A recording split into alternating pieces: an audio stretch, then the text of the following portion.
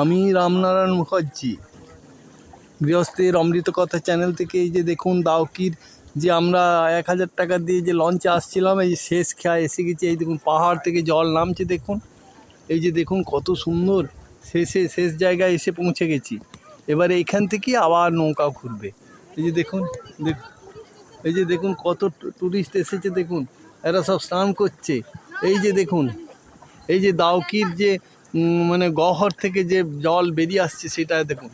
এটি হচ্ছে সে এই যে প্রচুর দেখুন দর্শক সব এসেছে, তারা সব টুরিস্টরা সব এসেছে দেখুন কত সুন্দর, একদম দ্বীপের মধ্যে দোকান সব।